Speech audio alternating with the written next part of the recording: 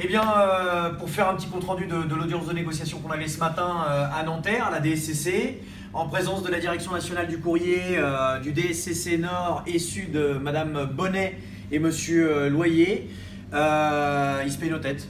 Ils se payent nos têtes et on ne peut pas penser à un seul moment qu'ils croient eux-mêmes qu'on peut terminer un conflit de presque 10 mois avec les propositions qu'ils ont mises sur la table.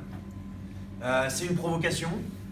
Proposer après près de 10 mois de grève un report de réorganisation au mieux de 3 mois pour Boulogne.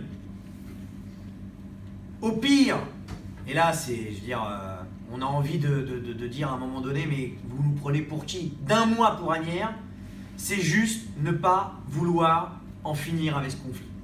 Donc là on fait un appel aux usagers des communes concernées, Asnières-sur-Seine, Boulogne-Billancourt, Neuilly-sur-Seine, Gennevilliers, qui j'oublie Levallois-Perret. Enfin, comment c'est possible à un moment donné que la direction de la Poste puisse croire véritablement qu'on peut en terminer avec un conflit de 10 mois, avec 20% des facteurs et des factrices qui sont en grève, en proposant un report de réorganisation qui est aussi ridicule. Bon.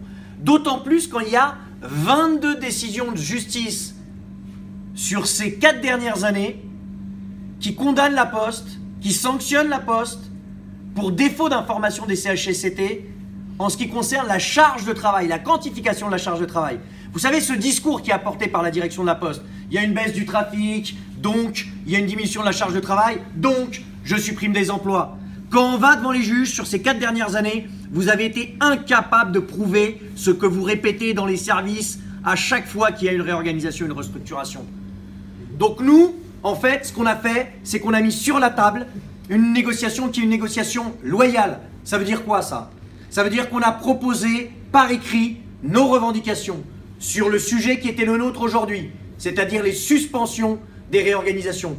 On a mis un pré-projet de protocole de fin de conflit par écrit, parce que quand même au bout de 10 mois, il est grand temps de commencer à écrire un protocole de fin de conflit. On attend les réponses de la boîte, de la direction. Vous êtes pour ce qu'on a écrit? Vous êtes contre?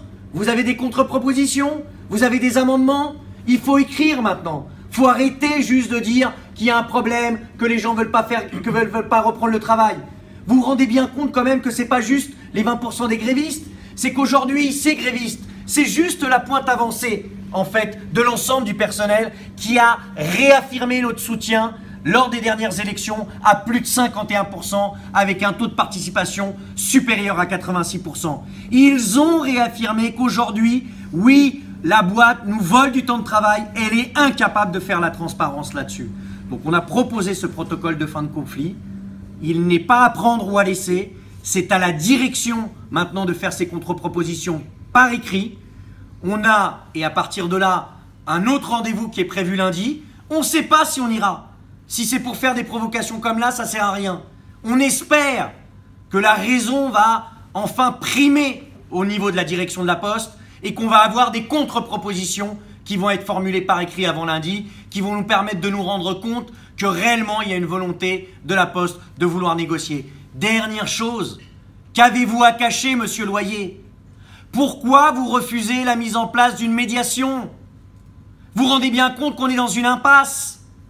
La juge vous l'a proposé le 16 janvier dans son jugement. Une médiation judiciaire. Ça pourrait être quelqu'un de la préfecture, ça pourrait être des élus, ça pourrait être des représentants de l'inspection du travail. Si vous refusez cette médiation, c'est parce que vous savez que vous n'êtes pas loyal dans les négociations et que vous voulez vous payer notre tête. Ça ne va pas marcher comme ça. Vous voulez nous faire balader, on va se balader. Et vous allez sacrément nous voir.